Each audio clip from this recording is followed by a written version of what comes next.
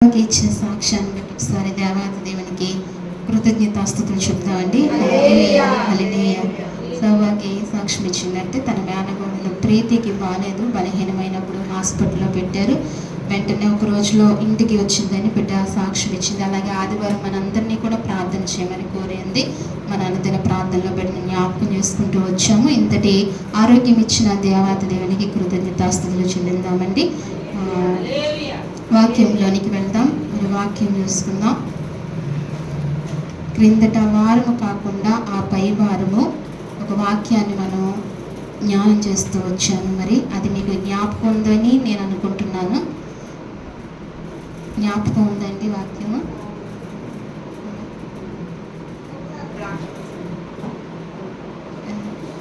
కిందట వారం అది ఎప్పుడో కదండి.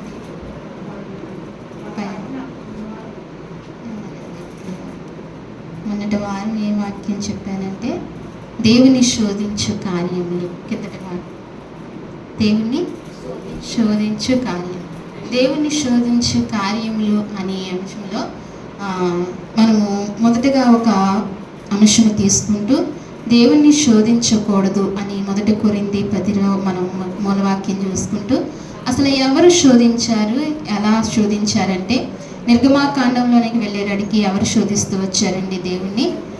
ఇశ్రాయేలు శోధిస్తూ వచ్చారు. ఇశ్రాయేలు ఎవరిని శోధిస్తూ వచ్చారు?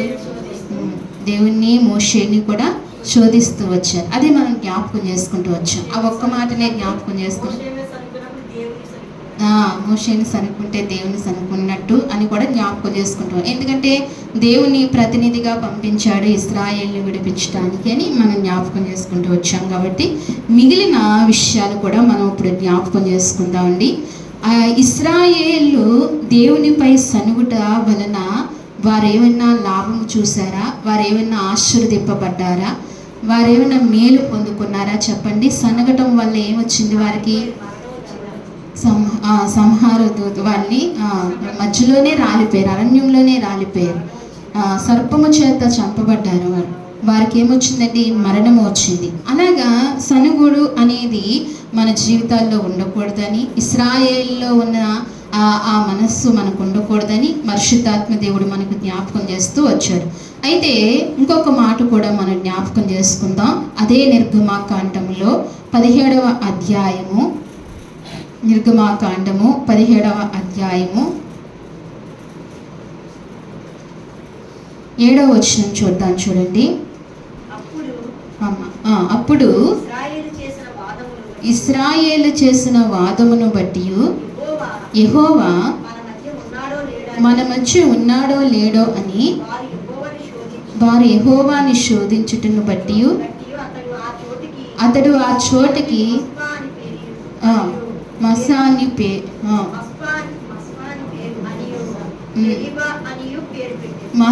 అనియు మెరీబా అనియు పేర్లు పెట్టెను. చిన్న మాట ప్రార్థన చేసుకుందామండి. మహాపరిశుద్ధమైన ప్రేమగల తండ్రి, మహోన్నతుడా, మహాగణుడా, సర్వ సృష్టికర్త, సర్వాధికారి, నీకు వందనములు, స్తోత్రములు ప్రభువా. జగమేలే అయా గొప్ప దేవా, నీకు వందనాలు తండ్రి. అయ్యా, ఈ మధ్యాహ్న కాల సమయంలో ప్రభువా నీ సన్నిధిలో చేరి తండ్రి నిన్ను స్తుతించే కృపను మాకు ఇచ్చినందుకు వందనాలు. అలాగనే ప్రభువా నువ్వు మాతో మాట్లాడమని, నీ స్వరము మాకు వినిపింప చేయమని నిన్ను బ్రతిమాలుకుంటున్నాం ప్రభువా. అయ్యా, అదిగో సంపూర్ణంగా నన్ను నీ సిలువ చాట మరుగుపరుచుకోండి స్వామి. నీ ఆత్మతో మీరు నింపండి స్వామి. మీరు మాతో మాట్లాడండి స్వామి. నీ కృప మాకు దయచేయండి. చదవబడిన ఈ వాక్య లేఖన భాగాన్ని నీ దయగల హస్తాలకు అప్పగించుకుంటూ ఇవి నీ మాటలు తండ్రి, నీ మాటలు మేము తలపోసుకునే కృప మాకు దయచేయమని నేను స్తుతించి ప్రార్థించి యేసుక్రీస్తు నామంలో అడిగి వేడుకుంటున్నాము తండ్రి. చదవబడిన వాక్యంలో అప్పుడు ఇశ్రాయేలు నీళ్లు లేనందున సనిగారని, అరణ్యంలో వారికి దాహము కలగటంతో సనిగారని మనం జ్ఞాపకం చేసుకున్నాము. అయితే వారు అలా సనుగుతూ ఉండగా మమ్మల్ని ఇక్కడ చంపేస్తావా అని అడుగుతూ ఉండగా మోషే మళ్ళా ప్రభు దగ్గరికి వెళ్ళి దేవుని దగ్గరికి వెళ్ళి అడగటము, దేవుని అడిగాక వారికి ఏమిచ్చారండి? నీళ్ళని ఇచ్చారు. వారు బ్రతకటము జరిగింది. అయితే అదే విధంగా ఆ అడగటం ఏదో ఎలా అడగాలండి? మోషే మనకు నీళ్ళు లేవు, దాహం వేస్తుంది, ప్రతిదీ దేవుణ్ణి అడుగుతూ పొందుకుంటూ వచ్చాం కదా, ఈ విషయంలో కూడా నీవు దేవుణ్ణి అడుగు అంటే ఎంత బాగుంటుంది. అలాగ అనకుండా ఏమన్నారు, మమ్మల్ని చంపేస్తావా, మమ్మల్ని ఇక్కడ చంపడానికి తీసుకొచ్చావా, మా బ్రతుకు ఎక్కడ బాగుంది, ఐగుప్తులోనే బాగుంది అని కఠినంగా మాట్లాడటం. ఎలాగండి, కఠినంగా మాట్లాడటం, హృదయము బండమారిపోయిన హృదయముగా మాట్లాడటం, మనస్సు లేని మాటలు మాట్లాడటం ఇశ్రాయేలుకు బాగా అలవాటయ్యింది. మోషేని అలా తిరుగుతూ వచ్చారు. అయితే మోషేకు ఒక మంచి పేరుందండి. ఏం పేరుందండి? నమ్మకస్తుడుంది. మోషే సాత్వికుడు. ఏమనుందండి? మోషే సాత్వికుడు అనంది. ఆయన ఎవరు? సాత్వికుడు అంట. నిజంగా ఎంత సాత్వికుడు అయితే దేవుడు ఆ పేరు మోషేకి ఇచ్చాడండి. నిజంగా ఎంత సాత్వికుడు. ఒకసారి మనం ఎప్పుడో జరిగిన విషయాన్ని ఇప్పుడు మనం ఆలోచిస్తుంటే నిజంగా మోషేను మెచ్చుకోకుండా ఎప్పుడూ ఉండలేం. ఎందుకని, ఎప్పుడు వాక్యంలో మోషే జ్ఞాపకం వచ్చినా, లేకపోతే మనకు వ్యక్తిగతంగా మోషే జ్ఞాపకం వచ్చినా, మనం ఎదురులాడుతున్న సమస్యలు, ఎదుర్కొంటున్న పరిస్థితుల్లో ఎక్కువగా ఎవరు జ్ఞాపకం వస్తారంటే మోషే జ్ఞాపకం వస్తూ ఉంటాడు. అప్పుడు జ్ఞాపకం వచ్చినప్పుడు అబ్బా, దేవుడు ఇంత సాక్ష్యాన్ని ఎలా ఇవ్వగలిగాడు మోషే పట్ల అని ఒక ఆలోచన మనకు కలుగుతుంది. మోషే ఒకవేళ దేవుడు ఒక సందర్భంలో దేవుడు ఏం చేస్తాడు, కోపిస్తాడు కదండి. నువ్వు ప్రక్కకి తప్పుకొని నేను ఏం చేస్తాను, ఇశ్రాయేలు ఏం చేస్తానంటే అప్పుడు ఎవరు ఆపుతారు అంటే ఎంత సాత్వికమైన దేవుడు అనుగ్రహించాడు మోషేకు. అంటే దేవుడు సాత్వికం లేదని కాదు, కానీ మోషేను పరీక్షించాడు. ఎవరినండి? మోషేను పరీక్షించాడు దేవుడు. మనిషి ఉండి ఎంత సాత్వికంగా ఉంటాడు, ఎలా అడ్డుకుంటాడు. లేకపోతే విసిగిపోయాను దేవా నీ ఇష్టం అంటే ఒక్క మాట అంటే ఏమవుతుందంటే ఏమవుతారు, రాలిపోతారు. ఇంక విసిగిపోయాను, నాకు ఓపిక లేదు, నీ ఇష్టమయ్యా, నీకే పరమ తండ్రి అయిన నీకే ఓపిక లేదు, నువ్వే ఇలా మాట్లాడుతున్నావు, ఇంక నేను నీకు అడ్డు చెప్పను, నీ ఇష్టమయ్యా, నేను అడ్డు తప్పుకుంటానంటే వారెప్పుడో నాశనం. అయితే మోషే సాత్వికుడు అన్నట్లుగా ఆయన సాత్వికని ఇశ్రాయేలు మాటి మాటికి ఆయన వైపుకు వస్తూ శోధించినప్పుడు ఎంతో సాత్వికంగా ఆయన వహిస్తూ దేవుని యందు నమ్మకంగా నడుస్తూ ఎలా ప్రార్థించాలో దేవుని దగ్గర అలా ప్రార్థించుకుంటూ అనేకమైన ఆశీర్వాదాలు పొందుకుంటూ మోషే వచ్చాడండి. అలాగని ఇక్కడ ఈ 7వ వచనంలో అప్పుడు ఇశ్రాయేలు చేసిన వాదమును బట్టి మోషేతో ఏం చేస్తూ వచ్చారండి, వాదం ఆడుతూనే వస్తున్నారు. వారి జీవితంలో ఎక్కువగా వాదము కలిగి ఉన్నారు. వాదం అనేది ఉండకూడదని దేవుని వాక్యం సెలవిస్తుంది. మన హృదయాలలో కానీ, మన మనసులో కానీ, మన కుటుంబాల్లో కానీ, సంఘంలో కానీ ఏం ఉండకూడదు, వాదం ఉండకూడదు. ఈ వాదము ఉండటం వల్ల దేవుని నామానికి ఏం కలుగుతుందండి, అవమానం కలుగుతుంది. మొన్న ఫోన్లో చూస్తే చర్చిలో ఎంత వాదం జరుగుతుందో. ఏంటండి, చర్చిలో వాదం జరుగుతుంది.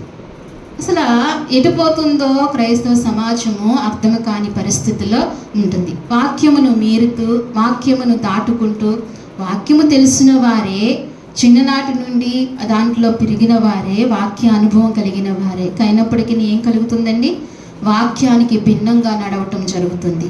అలాంటి పరిస్థితులను చూసినప్పుడు అన్య జనాంగము నమ్ముకోవడానికి సహకరించట్లేదు, అదనకు రావట్లేదు. అయితే ఇక్కడ ఇశ్రాయేలు కూడా ఇదే వాదనను బట్టి, మోషేను బట్టి వాదిస్తూ విసిగిస్తూ వచ్చారు. యెహోవా మన మధ్య ఉన్నాడో లేడో అని. మళ్ళా వాళ్ళు ఏమొచ్చింది, అనుమానం, అపనమ్మక. ఎందుకని, వాళ్ళు చేస్తున్న తప్పిదము వాళ్ళ మనస్సాక్షికి వారిని జ్ఞాపకం చేస్తుంది. అందుకే యెహోవా ఉన్నాడో లేదో. అసలు ఆయన ఏం చెప్పాడు, ఆయన ఐగుప్తులో ఏం చెప్పాడు, ఆయన ఐగుప్తులోంచి వచ్చినప్పుడు ఏం చెప్పాడు, విడిపించువాడును నేనే, నీ మధ్యన నేను ఉంటాను, మిమ్మల్ని విడువను ఎడబాయనని చెప్పిన దేవుడు. అలాంటి దేవుడు ఉంటాడు కదా, ఎప్పుడూ విడవలేదు. మన దేవుడు ఎప్పుడూ విడవలేదు. ఆనాడు ఆదాముని సృష్టించిన మొదలుకుని ఇప్పటి వరకు ఎవరిని విడిచిన నరుడు లేడు, ఎవరిని విడిచిపెట్టలేదు దేవుడు. ఎప్పుడు కూడా నరుడిని పట్టుకునే ఉన్నాడు. ఆయన సృష్టికర్త, మహోన్నతుడు. ఆయన ఔన్నత్యము మనం వివరించలేము. అలాంటి గొప్ప దేవుడు మానవుల పట్ల ఎంత ప్రేమ చూపిస్తున్నాడు, ఎంత కనికరము చూపిస్తున్నాడు, ఎప్పుడు విడిచిపెట్టలేదు. అయితే అవిశ్వాసము ద్వారా వీళ్ళకి ఏం కలిగిందండి, అవిశ్వాసం. ఉన్నాడో లేడో అంటే ఆ మాటకు అర్థం ఏంటి, అవిశ్వాసమే. ఉన్నాడో లేడో అంటే ఆ మాటకు అర్థం ఏంటండి? అవిశ్వాసమే. వారు అవిశ్వాసము కలిగిన వారు కాబట్టి వారు ఏం చూడలేకపోయారు? కానాను చూడలేకపోయారు. వారి జీవితంలో కావాల్సింది వారుగా పొందుకోలేకపోయారు. ఎవరి ద్వారా పొందుకున్నారండి? మోషే ద్వారానే పొందుకున్నారు. వారుగా పొందుకోలేకపోయారు. అందుకనే మధ్యవర్తి ఉండాలి. ఎవరు ఉండాలి? ఇశ్రాయేలును ఐగుప్తులో విడిపించడానికి వాళ్ళు ఇప్పుడు అన్ని సంవత్సరాలు బానిసత్వంలో ఉండిపోయిన వారికి వారుగా రాగలిగారండి? రాగలిగారా? ఒక్కడుగు ఎదరకు పెట్టగలిగారా? పెట్టలేకపోయారు. ఎవరు ఉండవలసి వచ్చింది? మధ్యవర్తి ఉండవలసి వచ్చింది. దేవునికిని ఇశ్రాయేలుకిని ఎవరు ఉండవలసి వచ్చింది? మధ్యవర్తి మోషే ఉండవలసి వచ్చింది. అలాగనే ఇప్పుడు దేవునికిని మనకును మధ్యవర్తి ఎవరండి? యేసుక్రీస్తు వారు. దేవునికిని మనకు మధ్యవర్తి ఎవరు? ఆయన లేకుండా మనం ఏవి ప్రార్థన చేయలేం. మన ప్రార్థన దేవుని సన్నిధికి వెళ్ళదు. తండ్రి మన మొర వినలేడు. ఆయన లేకుండా. ఎవరు లేకుండా? యేసుక్రీస్తు ప్రభువారు లేకుండా. అందుకే ఆయన వచ్చిన తర్వాత మనల్ని ఏం చేస్తారండి? మరింత దగ్గర చేశాడు. నూతన నిబంధన రక్తము ద్వారా మనల్ని ఏం చేశాడు? మరింత దగ్గర చేశాడు. తండ్రితో సహవాసం చేసే కృపని ఇచ్చాడు. సమీపించరాని తేజస్సులో ఉన్న దేవుణ్ణి, ఈ మురుకు కోపంలో ఉన్న మనల్ని ఆయన ఏం చేశాడు? చాలా సన్నిహితంగా చేశాడు. అందుకని ఇక్కడ అవిశ్వాసము కలిగిన ఈ ఇశ్రాయేలు ద్వారా కార్యము వారి జీవితంలో జరగలేదు. అయితే వాదమును బట్టి యెహోవా మన మధ్య ఉన్నాడో లేడో అని వారు యెహోవాను శోధించుట బట్టి అతడు ఆ చోటికి ఏం పెట్టారండి? మసా అనియు మెరీమి అనియు పేరు పెట్టిన. అయితే మోషే పేరు పెడుతూ వచ్చాడు. అయితే వీరి జీవితంలో ఏం కలుగుతూ వచ్చింది? ఈ అవిశ్వాసము కూడా అంటండి, ఈ అవిశ్వాసం లక్షణము కూడా ఏంటంట? దేవుని శోధించే గుణమంట. ఏంటండి? ఈ అవిశ్వాసం అనేది దేవుని శోధించి.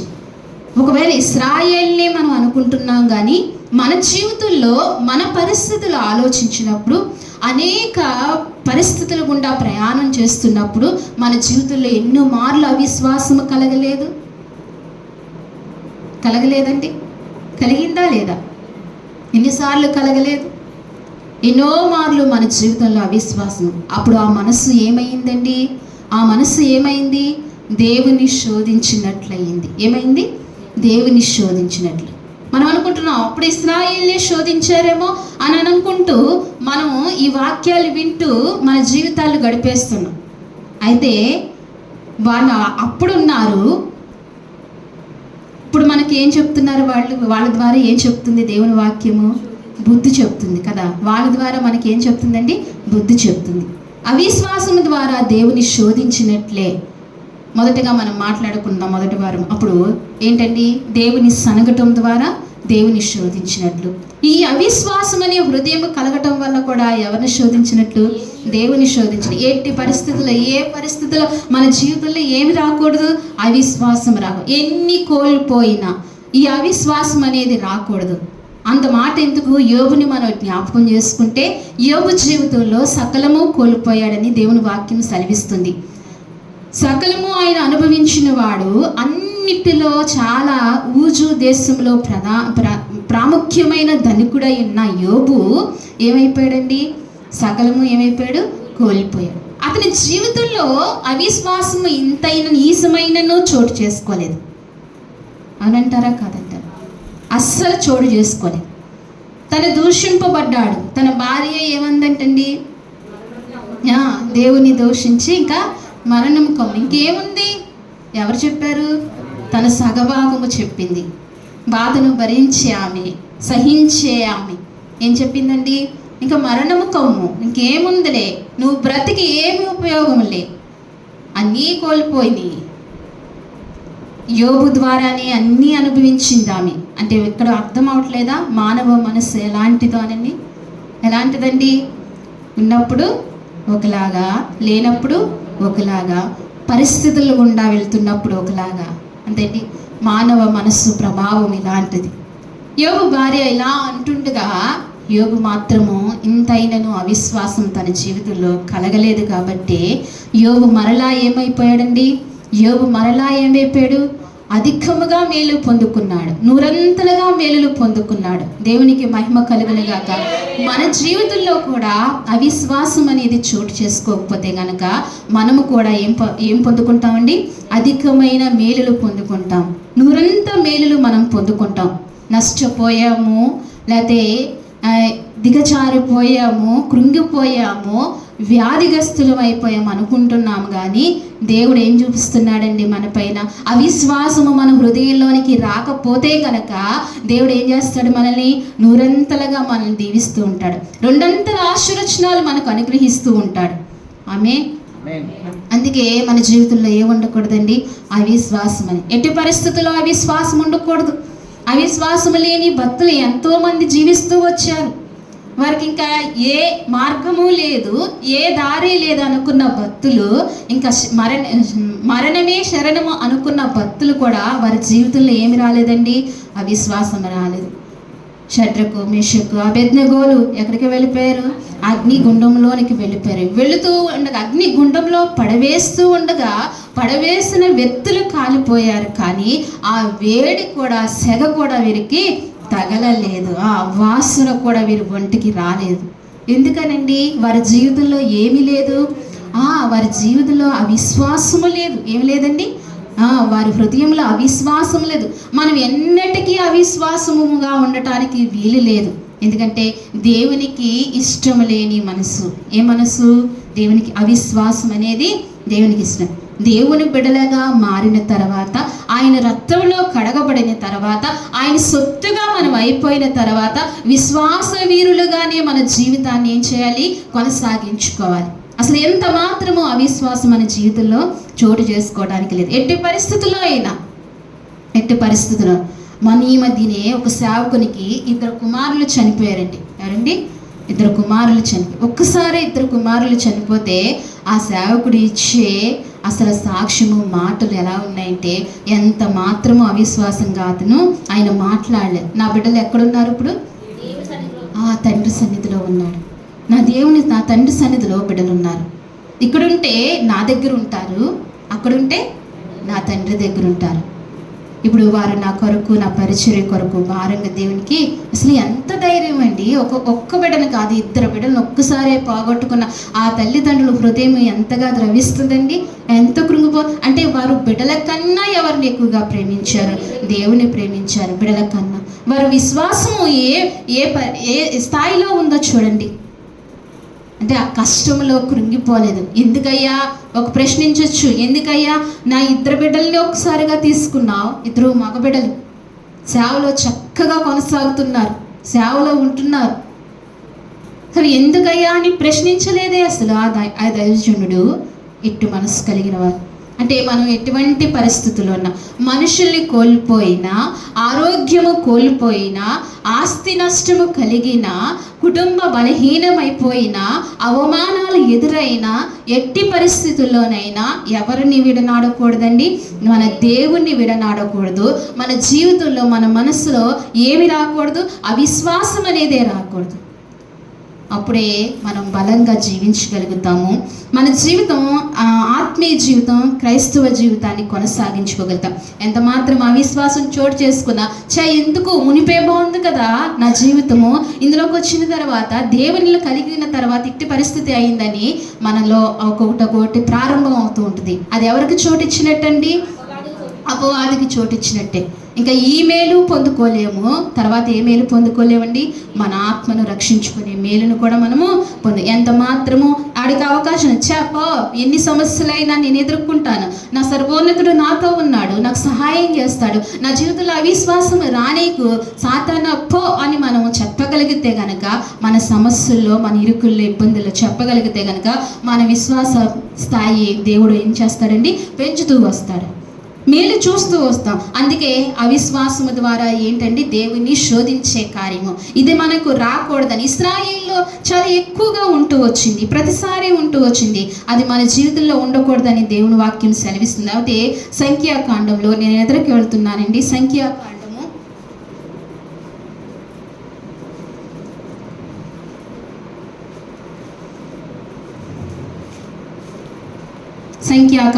14వ అధ్యాయము 22వ వచనం చూడండి. నేను ఐగుప్తులోను అరణ్యములో చేసిన సూచక్రియలను నా మహిమను చూసిన ఈ మనుషులందరూ ఈ 10 మారులు నా మాట వినక నన్ను పరిశోధించిరి. కాగా వారి పితరులకు ప్రమాణపూర్వకముగా నేనిచ్చిన దేశమును వారు చూడనే చూడరు. నన్ను అలక్ష్యము చేసిన వారిలో ఎవరునూ దాన్ని చూడరు. నా సేవకుడైన కాలేబు మంచి మనస్సు కలిగి పూర్ణ మనస్సుతోను నన్ను అనుసరించిన హేతువు చేత అతడు పోయిన దేశములో అతను ప్రవేశపెట్టదను. అతని సంతతిని దాన్ని స్వాధీనపరుచుకును. అమాలేకీలను కనానీలను ఆ లోయలో నివసించుచున్నారు. రేపు మీరు తిరిగి ఎర్ర సముద్రపు మార్గమున అరణ్యమునకు ప్రయాణమైపోదురు. చాలండి. ఇక్కడ వాక్యము సెలవిస్తుంది, మాట వినకపోవటం ద్వారా ఏంటండి? దేవుని శోధించటం ఏంటి? మాట వినకపోవటం ద్వారా. ఇక్కడ నేను ఐగుప్తులో అరణ్యములో చేసిన సూచక క్రియలను నా మహిమను చూచిన ఈ మనుషులు ఈ 10 మారులు నా మాట విని నా మాట వినక నన్ను పరిశోధించిరి. ఇశ్రాయేలు అంటండి దేవుడు సెలవిస్తున్నాడు, నేను ఐగుప్తులో అరణ్యంలో చేసిన సూచక క్రియలు. ఏం చేశారండి ఆయన అరణ్యంలోను ఐగుప్తులో ఏం చేస్తూ వచ్చాడు? సూచక క్రియలు చేస్తూ వచ్చాడు. ఇప్పటికీ మనం జ్ఞాపకం చేస్తున్నాం. అయితే ఇశ్రాయేలు ఏం చేశారు? కనులారా చూశారు. ఇశ్రాయేలు ఏం చేశారండి?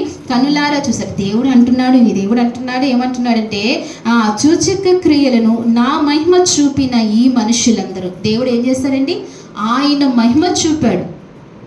దేవుడు ఏం చేశాడు? ఆయన మహిమ చూపుతూ వచ్చాడు. మాటలా కాదు కదండి, ఆయన మహిమ చూపుతూ వచ్చాడు. అందుకే ఇప్పుడు మన దేవుడు ఎవరు? మహిమ కలిగిన దేవుడు, మహిమాన్వితుడు. ఎవరండి? మహిమాన్వితుడు. మన దేవుడు మహిమ కలిగిన దేవుడు. నా మహిమ చూస్తూ వచ్చి మనం ఇంకా ఆయన మహిమను వింటున్నాము, లేకుంటే మన జీవితాలు అనేకమైన ఆయన మహిమను పొందుకున్నాము, చూసాము. అది ఇశ్రాయేలు మరింత కనులారా చూస్తూ వచ్చారు. ఇశ్రాయేలు అందరి దృష్టిలో ఒక్కసారిగానే దేవుడు మహిమ పొందుకుంటూ వచ్చాడు. అయితే ఇలాగ చూసిన వీరు ఏం చేస్తున్నారండి? దేవుని మాటను ఏం చేస్తున్నారు? వినటలేదంట. ఏం చేయట్లేదు? దేవుడి మాటను వినట్లేదంట. దేవుడి మాట వినట్లేదు. మహిమ చూసి కూడా దేవుని మాట. మన జీవితాల్లో కూడా మన జీవితాల్లో అనేకమైన కార్యాలు చూస్తూ ఎప్పటికప్పుడు మేలు పొందుకుంటూ ఎవరి మాట వినట్లేదు? మనం దేవుని మాట వినట్లేదు. అసలు దేవుని మాటే మనకు జ్ఞాపకము రాదు. మనం పొందుకున్న మేలులు కూడా మనకి ఏమి రావు? జ్ఞాపకం రావు. కనుమరుగైపోతున్నాయి. అసలు జ్ఞాపకంలోనికే రావట్లేదు. లెక్కించగలదమా ఆయన చేసిన మేలులను? లెక్కించగలదమా అండి? ఆయన ఎన్ని మేళ్ళు చేశారో లెక్కించగలదమా? ఇప్పుడు మన మనసు కూడా ఎలా ఉంది? ఇశ్రాయేలు లాగే ఉంది మన మనసు కూడా. ఇశ్రాయేలు మనసు మన మనసు ఏమైపడింది? ముడివేయబడింది. ఒకటిలాగానే ఉంది. అయితే వాళ్ళైతే కనిపించి వారి లేఖనంలోనికి వెక్కారు. మనం ఏమవుతున్నాం? మనం కనిపించట్లేదు, మనం కనబడట్లే. ఒక్కొక్కసారి మనకు మనమే కనబడం. ఈ తిరుగుబాటుతనం అంటే దేవుని మాటను ఏం చేయట్లేదు వీరు? దేవుని మాటను ఏం చేయట్లేదు? వినట్లేదండి. దేవుని మాటను వినని కారణంగా ఎవరిని శోధించినట్టు? దేవుని శోధించినట్లే. దేవుని మాట ఎందుకు వినట్లేదండి? దేవుడు వచ్చి చెప్తే ఎందుకు వినము? దేవుడు వచ్చి ఎప్పుడు చెప్పాడు? ఏమీ చెప్పలేదు కదా అని అనగలుగుతున్నారా? దేవుడు ఎలా వస్తాడు? ఎలా మాట్లాడతాడండి? దేవుడు ఎలా మాట్లాడతాడండి? అమ్మ, దేవుడు వాక్యంతోనే కదా మాట్లాడేది. ఎలా మాట్లాడతాడు? వాక్యం ద్వారానే మనతో మాట్లాడతాడు కదా. మనం ఆయనతో మాట్లాడేది ఏంటి? ప్రార్థన. మరి ఎలా మాట్లాడుతున్నాం ఆయనతో? మనం చక్కగా మాట్లాడుతున్నామా? మాట్లాడాలి. ఆయనతో మనం మాట్లాడాలి. మందిరంలోకి వచ్చిన తర్వాత ఆయన ఏం చేస్తాడు? మనతో మాట్లాడతాడు. నిలబడేది ఎవరో అనవసరం అండి. ఎవరండి? ఆయన నిలబడి ఆయనే మాట్లాడతాడు. మనకి ఎవరిస్తే ఇంకా వాళ్ళే కదా. దావీదుని తన తండ్రి అనుకున్నాడా? దావీదుని గుర్తించాడా? ఎవరిని గుర్తించాడండి? తనకంటా పెద్దవాళ్ళని గుర్తిస్తూ సమూయేలు ఎదుటకు తీసుకొచ్చాడు కదండి. దావీదుని మట్టుకి ఎంత మాత్రమూ లక్ష్యం చేయలేదు. తన ఇంటి వారి దృష్టిలో ఏమాత్రము లేడు. కానీ ఎవరు ఎన్నుకున్నారు? దేవుడు ఎన్నుకున్నాడు. సకల కార్యాలు దావీదు ద్వారా చేస్తూ వచ్చాడు. అయితే మనం మనుషులు చూస్తాం కానీ దేవుడు ఎవరిని చూస్తాడండి? దేవుడు ఎవరిని చూస్తాడు? అంతరంగమును చూస్తాడు. దేవుడు హృదయాన్ని చూస్తాడు, మనసును చూస్తాడు దేవుడు. అందుకే ఇశ్రాయేలు ఏం చేస్తూ వచ్చారంటే మాట వినక పలుమార్లు ఒక్కసారి కాదండి, ఎన్ని మార్లు అంట? పలుమార్లు మాటికి దేవుని మాట ఏం చేయలేదు, వారు వినలేదు. నన్ను పరిశోధించిరి కాగా వారు పితరులకు ప్రమాణపూర్వకంగా నేను ఇచ్చిన దేశమును వారు చూడరు. ఎవరు చెప్తున్నారు? దేవుడు చెప్తున్నారు. ఎందుకని చూడరు? మాట వినకపోవటం ద్వారా, దేవుని మాట వినకపోవటం ద్వారా వారి పితరులకు చేసిన ప్రమాణపూర్వకమైన ఆ దేశంలోనికి వీళ్ళని ఏం చేయనివ్వను, అడుగు పెట్టనివ్వను, చూడనివ్వను దేవుడు చెప్తున్నాడు. అయితే ఆ దేశంలోనికి అడుగు పెట్టాలంటే, ఆ దేశమును స్వాధీనపరచుకోవాలంటే ఏం చేయాలంటే, నన్ను అలక్ష్యము చేసిన వారిలో ఎవరు దానిని చూడరు. నా సేవకుడైన కాలేబు మంచి మనసు. ఒక్కసారి ఆగుదాం. తన సేవకుడైన కాలేబు ఏ మనసు కలిగి ఉన్నాడంట? ఏ మనసు అండి? మంచి మనసు. కాలేబుది ఏ మనసు? మంచి మనసు. నా సేవకుడైన కాలేబు మంచి మనసుతో ఆ దేశమును చూశాడండి. అలాగనే నిండు మనసుతో కూడా దేవుని ఏం చేస్తూ వచ్చాడండి? ఇక్కడ అంటున్నాడు మంచి మనస్సు కలిగి. మనం ఏం కలిగి ఉండాలి? ఇప్పుడు ఇశ్రాయేలు మనస్సు కలిగి ఉండాలా? ఇశ్రాయేల్లో ఒకడైన కాలేబు మనస్సు కలిగి ఉండాలా? కాలేబు మనసు ఏంటండి? మంచి మనసు. మంచి మనసు అంటే ఎక్కడో పైనుంచి దిగి రావాలేమో అనుకోకండి. మనం సరి చేసుకుంటూ ఒక్కొక్కటి మార్చుకుంటూ, వాక్యము చెప్తున్నప్పుడు, దేవుడు మాట్లాడుతున్నప్పుడు అది వదులుకుంటూ మనం ప్రయత్నించినప్పుడు, మనం నడిచినప్పుడు మన మనసు ఎలా మారుతుందండి? మంచి మనసుగా మారుతుంది. ఇలా మారి నడిచిన వారు ఎందరో ఉన్నారు దేవుని సన్నిధిలో. అలా మారి నడిచిన వారు ఎందరో ఉన్నారు. మనం ఎందుకు నడవకూడదు? ఎలా నడవాలంట? మంచి మనసుతో. ఎందుకంటే దేనికి మంచి మనసు కావాలి? ఇక్కడ ఎవరినైనా ఉద్ధరించడానికి కాదు, కానీ దేనికి మంచి మనసు అంటే పరమ కానాను చేరటానికి, పరమ కానాను చూడటానికి మనసు కావాలి. మంచి మనసు లేకపోతే గనక, ఇక్కడ సంబంధంతో కలిగి ఉంటే గనక ఏమి చూడలేము? కానాను చూడలేము, పరమ కానానికి వెళ్ళలేము, నష్టపోతాం. ఎవరు నష్టపోతామండి? మనమే నష్టపోతాం. ఎందుకు? పనికి రాకుండా అయిపోతాం, ఉపయోగం ఉండదు. మనం ఈ మనసులతో నడిస్తే ఉపయోగం ఉండదు. అందుకే మన జీవితాల్లో మిగిలిన జీవితం ఏం చేయాలి? మరింతగా మంచి మనసుతో నడవాలని దేవుడు కోరిక. అందుకే అంటున్నాడు మంచి మనసు కలిగి పూర్ణ మనసుతోను. ఏ మనసుతోనండి? పూర్ణ మనసుతో నన్ను అనుసరించాలని దేవుడు చెప్తున్నాడు. ఏ మనసుతో అనుసరించాలి? పూర్ణ మనసుతో ఆయన ఆరాధించాలి, పూర్ణ మనసుతో ఆయన సేవించాలి. ఆయన్ను పూర్ణ మనసుతో ఆరాధిస్తే ఎంత ఆహ్లాదకరంగా ఉంటుందో తెలుసండి? ఎంత ఆహ్లాదకరం! పూర్ణ మనసుతో వారు ఆరాధించారు కాబట్టి అగ్నిగుండము కూడా ఎలా అయిపోయింది చూడండి. ఏ మనసుతో చేశారు? పూర్ణ మనసుతో చేశారు. పూర్ణ మనసుతో ఆరాధించాడు కాబట్టి సింహాల బోన్ ఏమైపోయిందండి? అబ్బా, ఎంత గొప్ప ఆరాధన, ఎంత గొప్ప శ్రేష్టమైన మనసు కలిగిన భక్తులు ఉన్నారు. అందుకే మనం ఏం చేయాలి? పూర్ణ మనసుతో ఏం చేయాలండి? మన దేవుని ఆరాధించాలి, మన దేవుని సేవించాలి. పూర్ణ మనసుతో, సంపూర్ణమైన మనసుతో మనం అప్పగించుకోవాలి. దేవా, ఇంక నాలో ఏమీ లేదయ్యా, నేను రిత్తుల్ని, నాలో ఏమీ లేదు, నీవే నాకు బలము, నీవే నా ఆధారము, నీవే నా శక్తి ప్రభువా, నా ఆశ్రయదుర్గము నీవే అని మనం సమర్పించుకుని ఆయన పూర్ణ మనసుతో, నీవు నాకు చేసిన మేలుల కొరకే నీకు వందనములయ్యా, నిండు మనసుతో నిన్ను స్తుతిస్తున్నానయ్యా. ఒక్కసారి ఆయన్ని మన కన్ను ముందు అలా పెట్టుకోవాలండి. అంతే, ఆయన్ని పెట్టుకోవాలి. మన కళ్ళ ముందుకు ఆయన రావాలి. గంటలు ప్రార్థన చేసి ఆయన లేకపోతే వ్యర్థం, కానీ నిమిషము ప్రార్థన చేసిన ఆయన అలాగా ఉండాలి. ఒక నిమిషం మీరు ఏం చేయాలండి? ఆయన్ని మనస్ఫూర్తిగా స్మరించుకొని, ఆ సిలువలో మరణించిన దయగలిగిన ప్రభు, నా సృష్టికర్తను ఒకసారి మనం ముందుకు తెచ్చుకుని మనస్ఫూర్తిగా ఆరాధించాలి. నిండు మనసుతో ఆరాధించాలి, మంచి మనసుతో మనం ఆరాధించాలి. మనం ఆరాధించేటప్పుడు ఏ మనస్సు కలిగి ఉండకూడదు. అక్కడే విడిచిపెట్టుకోవాలి. అక్కడ విడిచిపెట్టి మళ్ళీ వెళ్ళిపోయిన తర్వాత తొడుక్కుని వెళ్ళిపోకూడదండి. విడిచిపెట్టింది ఏం చేయాలి? ఇంకా వదిలేసి వెళ్ళిపోవాలి అంతే. మళ్ళీ అక్కడికి వెళ్ళిన తర్వాత వెంటనే తొడిగేసుకోకూడదు ఆ మనసుని కదా. అసలు ఒక్కొక్కళ్ళు ఉన్నామంటే మనం అక్కడ కూడా విడిచిపెట్టం, ఇక్కడ కూడా విడిచిపెట్టం. అదే మనసు కలిగి ఏం చేస్తామండి? ఆరాధన చేస్తుంటాం. దేవుడు అడుగుతున్నాడు, ఏ మనసు కలిగాను? మనల్ని ఎలా సృష్టించాడు? మనల్ని అయినా మంచి మనసుతోనే సృష్టించాడు. ఎలా సృష్టించాడండి? అయినా మంచి మనసుతోనే సృష్టించాడు. అని ఆదాము సృష్టించినప్పుడు కోపం ఉందా ఆదాముకి? ఈర్ష్య ఉందా? పగ ఉందా? ఏముంది? ఏ గుణాలు, ఆ దేవునికి అసహ్యకరమైన గుణములు ఏమీ ఆదాములో లేవు. ఎప్పుడు వచ్చినాయి ఇవన్నీ ఆదాముకి? వచ్చాక పండు తిన్న తర్వాత. ఎప్పుడు వచ్చిందండి? ఆ పండు తిన్న తర్వాత అన్నీ వచ్చి ఆజ్ఞాతిక్రమమే పాపం. అన్నీ అప్పుడు వచ్చినాయి, అంతకుముందు లేదు. మంచి మనసుతో దేవుడు సృష్టించాడు, మంచి ఆలోచన కలిగి దేవుడు సృష్టించాడు. అదే మనిషికి ఏముండాలండి? మంచి మనసు ఉండాలి, మంచి మనసు ఉండాలి. ఉన్నప్పుడే దేవుడు ఆ వ్యక్తిని అంగీకరిస్తాడు, ఆరాధన అంగీకరిస్తాడు. అందుకే ఇక్కడ అంటున్నాడు, ఏమంటున్నాడంటే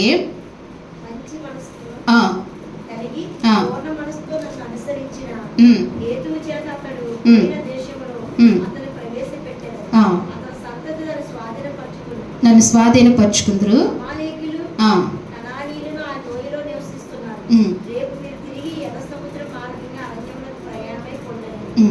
అదే ఇక్కడ కాలేబు కలిగిన పూర్ణ మనసుతో నన్ను అనుసరిస్తూ హేతువు చేతనే అతడు పోయి దేశంలో అతన్ని ప్రవేశపెట్టిన. ఏ హేతువు చేత అంటండి? మంచి మనసు, పూర్ణ మనసు ఉంది కాబట్టి. కాలేబుని ఇంకొక చోట ఉంటుంది, నిండు మనసుతో అంటాడు. ఏ మనసు అండి? నిండు మనసుతో. కాలేబుని ఎంతగా ఇష్టపడ్డాడు దేవుడు అండి, నిండు మనసుతో. ఈ మనసు మన కాలేబుకున్న మనసు మనకు రా. ఈ మధ్యాహ్న కాల సమయంలో దేవుడు మాట మాట్లాడుతున్నాడు, వాక్యం సెలవిస్తుంది, దేవుడు పలుకుతున్నాడు. కాలేబు లాంటి మనసు మనకు రావాలని దేవుడు కోరుకుంటున్నాడు. ఆమేన్. ఆ మనసు కావాలి, మనం కోరుకోవాలి.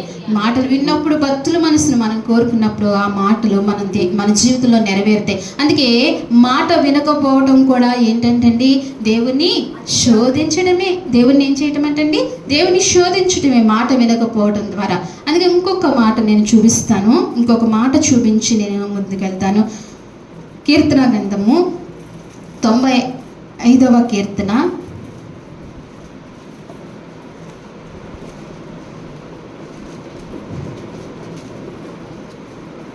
95వ కీర్తన 8వ వచనం 9వ వచనం.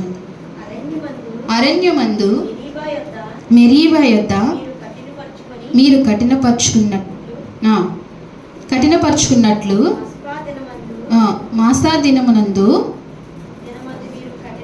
మీరు కఠినపరుచుకున్నట్లు మీ హృదయమును కఠినపరుచుకుని అచ్చట మీ పితరులు నన్ను పరీక్షించి శోధించి నా కార్యములు చూచిరి. 40 ఏండ్ల కాలము ఆ తరము వారి వలన నేను విసిగి వారి హృదయమును తప్పిపోయి ప్రజలు వారు నా మార్గమును తెలుసుకొనలేదని అనుకుంటుని. కావున నేను కోపించి మీరెన్నడను నా విశ్రాంతిలో ప్రవేశింపకూడదని ప్రమాణం చేయాలండి. దేవుడు ఏం చేశాడంట? నా విశ్రాంతిలో ఏం చేశాడంట? ప్రవేశింపకూడదని ఏం చేశాడంటండి? ప్రమాణం చేశాడు. ఇశ్రాయేలు చేత ఆయన ఏం పోయారంట? విసిగిపోయారంట. ఆయన ఏం పోయారు? విసిగిపోయారు. నీ వల్ల నా వల్ల ఆయన ఏమవుతున్నారు?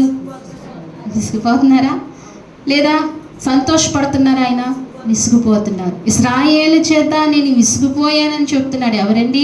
సర్వోన్నతుడైన దేవుడు విసిగిపోయానని చెప్తున్నాడు. ఇక్కడ మీ అచ్చట మీ పితరులు హృదయమును కఠినపరచుకునకూడి ఏం చేయకూడదంట? హృదయమును. ఈ అంశం తీసుకుందాం. హృదయమును ఏం చేయకూడదు? హృదయమును కఠినపరుచుకుంటే గనక దేవుడిని ఏం చేసినట్టు? దేవుని శోధించినట్లే. హృదయమును కఠినపరుచుకుంటే ఏం చేసినట్లు? దేవుని శోధించినట్లే. ఒక్కొక్కసారి హృదయము ఎలా పరుచుకుంటామండి? చాలా కఠినపరుచుకుంటాం. ఎప్పుడు కఠినపరుచుకుందామని మనం అనుకుంటాం, మన జీవితాల్లో అనేక మార్లు ఎదురయ్యింది. ఒకవేళ చిన్న బిడ్డలు ఉంటే వారిని శిక్షించడంలో హృదయాన్ని ఏం చేస్తున్నామండి? కఠినపరుచుకుని ఏం చేస్తాము? గట్టిగా కొడతాం కదా. రాత్రి ఒక తల్లితో మాట్లాడుతున్నప్పుడు పిల్లల్ని గట్టిగా కొట్టేశాను చిన్నప్పుడు. తర్వాత ఎదిగిపోయిన తర్వాత అనుకుంటున్నాను, నేనేనా నా బిడ్డలను కొట్టింది? ఇంత మంచి బిడ్డలను నా బిడ్డలు నేను ఎందుకు కొట్టాను అనే తల్లి ఇప్పుడు బాధపడుతుంది. బాధలు పంచుకుంటూ ఆ మాటల్లో వచ్చింది.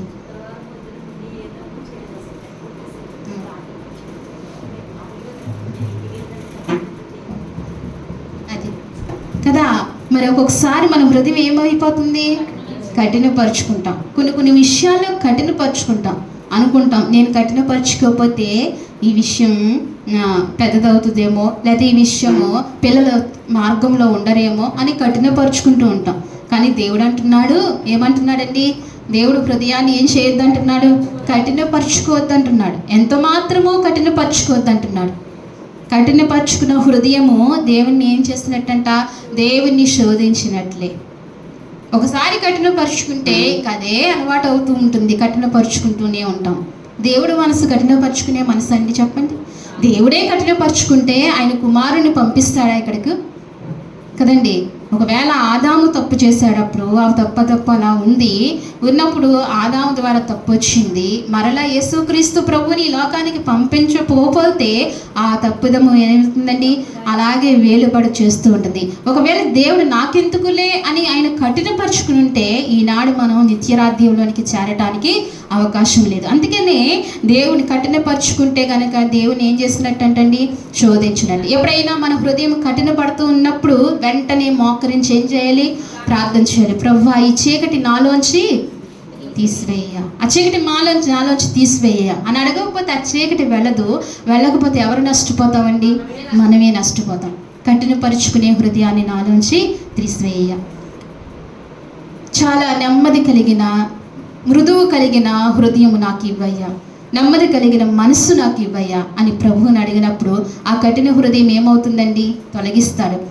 పరో హృదయం ఏమైంది? కఠినం అవుతూ వచ్చింది కదా. ఎవరు పరిచారంట కఠినము? దేవుడే పరుస్తూ వచ్చారంట. ఎవరిది? పరో హృదయం. పరో హృదయం కఠినం అవుతూ వచ్చింది. హృదయాలు అప్పుడప్పుడు కఠినం అవుతూ ఉంటాయి. మానవ హృదయాలు వెంటనే చూసుకోవాలి. ఎప్పటికప్పుడు మన బీరువాలో బట్టలు ఉన్నాయో లేదో చూసుకుంటామా లేదా? మన బంగారం ఉందో లేదో చూసుకుంటామా లేదా? అలాగే మన హృదయం ఎలా ఉందో లేదో అని ఏం చేయాలి? చూసుకుంటూ ఉండాలి. ఒంటరిగా కూర్చున్నప్పుడు, లేదా ఒంటరిగా ఏకాంత ప్రార్థనలో ఉన్నప్పుడు ఎప్పుడైనా మన హృదయాన్ని పరిశోధించుకోవాలి. లేకపోతే ఈ గలిబిలి రోజుల్లో, ఈ స్పీడ్ యుగంలో మన మనసు మనం ఆలోచించుకోకపోతే ఎక్కడ తప్పిపోతుందో మనకే తెలియదు. ఆలోచనే రాదు. చూసుకుంటూ ఉండాలి.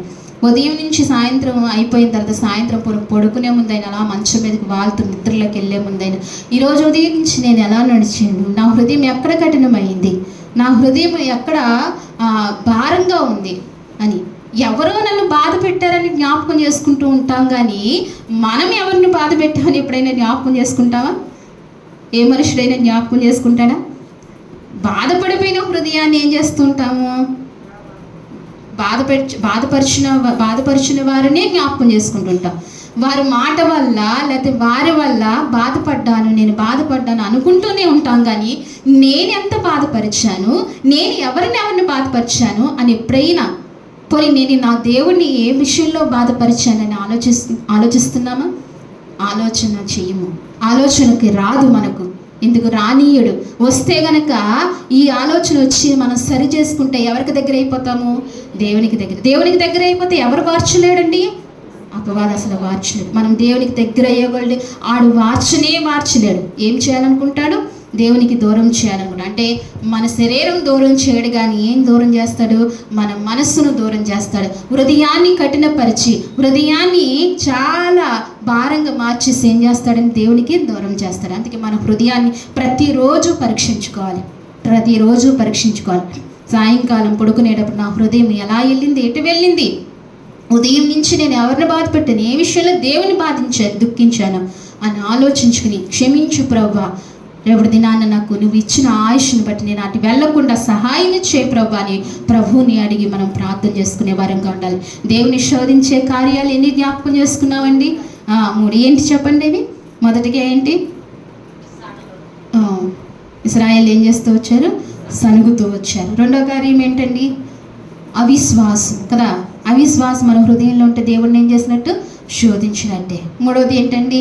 దేవుని మాట వినకపోవటం. దేవుని మాటను అతిక్రమిస్తే ఏంటండి? దేవుణ్ణి శోధించినట్టే. మూడవ. నాలుగో మాట ఏంటి? నాలుగు జ్ఞాపకం చేసుకుందాం. నాలుగేంటి? హృదయాన్ని కఠినపరచుకోవడం. హృదయాన్ని ఏం చేసుకోవడం? కఠినపరచుకోవడం కూడా దేవుని ఏం చేసినట్టు? శోధించినట్టే. సనగటము దేవుని శోధించినట్టే. మన జీవితాలు అవిశ్వాసము కలిగితే దేవుని శోధించినట్టే. ఆయన మాట వినకపోతే దేవుని శోధించినట్టే. హృదయం కఠినపరుచుకుంటే దేవుని శోధించినట్టే. ఈ 4 మాటలు జ్ఞాపకం చేసుకుని, ఈ 4 మన జీవితంలో లేకుండా, మన దరిదాపుల్లోనికి రాకుండా, ప్రభువుని శోధించకుండా మన జీవితాన్ని ఎదురికి సాగించుకుందాం, మన విశ్వాసాన్ని పెంచుకుందాం. ఈ మాటలు మన హృదయాలు దీవించి ఆశీర్వదించును గాక. ఆమేన్. ప్రార్థన చేసుకుందాం అండి. మీరందరూ మోకరించి కళ్ళు మూసుకున్నట్లయితే ప్రార్థన చేసుకుందాం. ప్రభువా, ఇంతవరకు నాతో మాట్లాడుతూ వచ్చావయ్యా. అయ్యా, నువ్వు మాట్లాడుతూ వచ్చావు. నీ ప్రేమ కలిగిన మాటలు నాకు వినిపింపచేస్తూ వచ్చావు. నన్ను ప్రేమించి మాట్లాడుతున్న మాటలను బట్టి నీకు స్తోత్రాలయ్యా. నేను ఎలా ఉండకూడదని నాకు తెలియజేస్తూ వచ్చావు ప్రభువా. మీకు దగ్గర అవ్వాలంటే, మీతో సన్నిహితం సాంగత్యం చేయాలంటే నేను ఎలా జీవించాలో నాకు చూపిస్తూ వచ్చావు నాయన. ఆనాడు ఇశ్రాయేలు జీవితంలో అయా ఉన్న మనస్సును మాకు ఉండకూడదని నువ్వు మరొకసారి మాకు తెలియజేస్తూ వచ్చావు ప్రభువా. మిమ్మల్ని శోధించకూడదయ్యా. అయ్యా, మిమ్మల్ని మేము శోధించకూడదు ప్రభువా. మిమ్మల్ని మేము నాయన ప్రభా సంతోషపెట్టేవారముగా, మిమ్మల్ని మేము ఆనందపరిచేవారముగా ఉండటానికి సహాయం చేయండి అయ్యా. మా జీవితం అలా ఉండటానికి కృప దయచేయండి స్వామి. అయ్యా, నిన్ను సనిగే విషయంలో ఎక్కడైనా నేను సనుగుతున్నానేమో అయ్యా, నిన్ను సనగకపోయినా మనుషులు సనిగినా నిన్ను సనిగినట్టయినా సెలవిస్తూ వచ్చావు ప్రభా. సనుగుడనే హృదయం, మనస్సు నాలో లేకుండా తీసివేయ్యా. మంచి మనస్సును నాకు అనుగ్రహించు ప్రభా అని అడుగుదామా? ప్రతి ఒక్కరం అడుగుదామా? అలాగే నా జీవితంలో అవిశ్వాసము రానీకయ్యా, అవిశ్వాసము చోటు చేసుకోకూడదయ్యా. నేను నా జీవితంలో అవిశ్వాసము లేకుండా సహాయము చే ప్రభా. అయ్యా, నిన్ను శోధించే కార్యం ఇదొకటి. అవిశ్వాసము నా జీవితంలో లేకుండా నీ కృప చూపించు ప్రభా. అలాగే దేవుని మాట వినకపోతే శోధించినట్లని నీ లేఖనము సెలవిస్తుందయ్యా. దయతో నీ మాట వినే కృప దయచే ప్రభా. నీ మాట వినే మనస్సును నాకు అనుగ్రహించయ్యా. నీ మాటకు విధేయురాలుగా ఉండటానికి నీ సహాయం నాకు అనుగ్రహించు ప్రభా. నిన్ను శోధించే కార్యాలు నా జీవితంలో ఏదొక్కటి లేకుండా సహాయం చే ప్రభా. నా హృదయము నాయనా కఠినపరచకుండా సహాయం చే ప్రభా. నా హృదయము కఠినపరచబడకూడదు ప్రభా. నా హృదయము మెత్తన చేయబడాలి ప్రభా. నా హృదయము మంచి హృదయముగా మారాలి ప్రభా. అటువంటి కృప నాకు దయచేయి అయ్యా. హృదయము కఠినపరచబడితే నిన్ను శోధించినట్లని లేఖనము సెలవిస్తుంది ప్రభా. అటు హృదయము నాలోంచి తీసివేయండి ప్రభా. మంచి నిర్మలమైన మనసు నాకు దయచేయి. కాలేబుకి ఇచ్చిన మనస్సు నాకు మంచి మనస్సు నాకు దయచేయండి అయ్యా. నిండు మనస్సు నాకు దయచేయండి అయ్యా. పూర్ణ మనసుతో నిన్ను సేవించే కృప నాకు దయచేయి. ఇది మొదలుకొని పూర్ణ బలముతో పూర్ణ మనసుతో నిన్ను ఆరాధించాలి, నిన్ను సేవించాలయ్యా. కాలేబు మనసు నాకు దయచేయి. ఆ మనసున్న కాలేబునైనా ప్రభా కానాను చూడగలిగాడు, కానానులో ప్రవేశించగలిగాడు ప్రభా. ఈనాడు ఆ నిండు మనసు, కాలేబుకున్న నిండు మనసు అయ్యా, పూర్ణ మనసు నైనా ఉంటే గనక నేను పరమ కానాల్లోనికి చేరగలుగుతాను కదా ప్రభా. ఆ మనస్సు నాకు ఇవ్వండి. నాకు నేనుగా అయితే పొందుకోలేనయ్యా. అయ్యా, నాకు నేనుగా పొందుకోలేను, నాకు నేనుగా ఆ మనసులోనికి రాలేను ప్రభా. నీ సహాయము కావాలి, నీవు దయచేయి ప్రభా అని అడుగుదాం. ఈ మధ్యాహ్న కాల సమయంలో అడుగుదాము. ప్రార్థనలోనికి వెళ్దాం. ప్రార్థనలో ఏకీవిద్దాం. తల్లి చిన్న ప్రార్థన చేస్తారు, ఏకీవిద్దాం. చివరి ప్రార్థన చేసుకుందాం.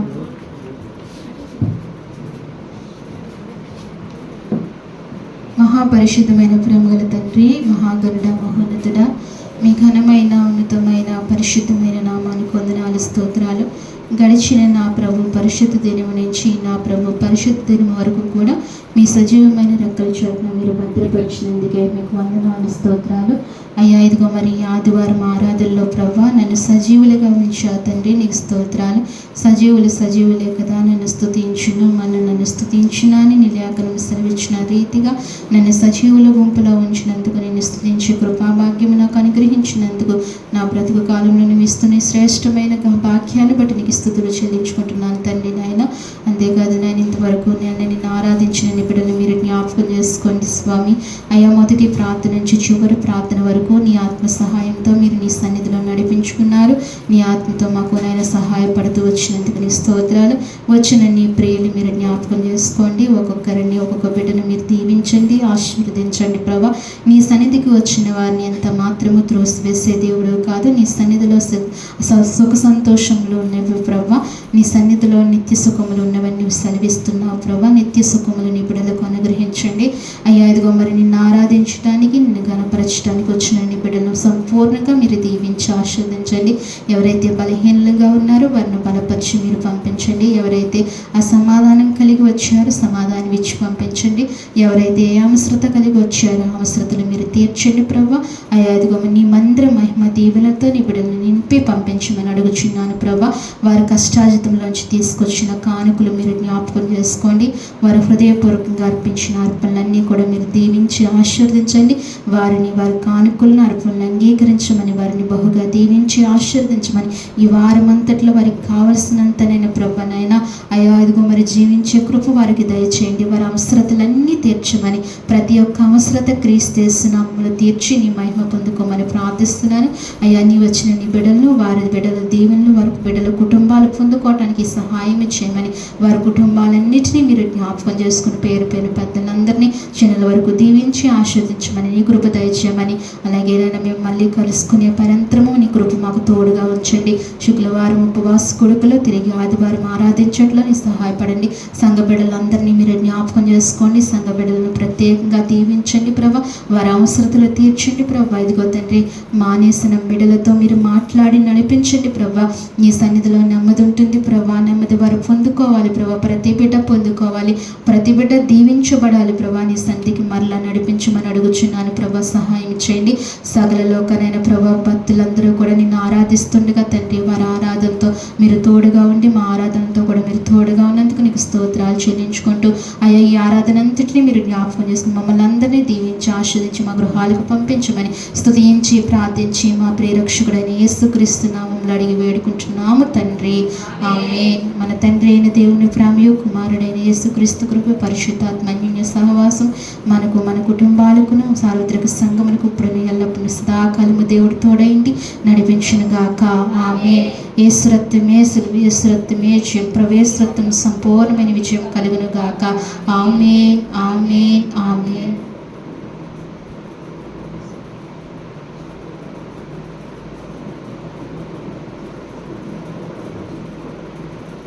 మీ అందరికీ నా వందనాలండి. అందరికీ వందనాలు. మిమ్మల్ని అందరూ దేవుడు దీవించి ఆశీర్వదించును గాక, ఆమేన్. అలాగే బలహీనల కొరకు మీ అనుదిన ప్రార్థనలు జ్ఞాపకం చేసుకోండి. రాంటి సాత్రాంటి కొరకు మీ అనుదిన ప్రార్థనలు జ్ఞాపకం చేసుకోండి.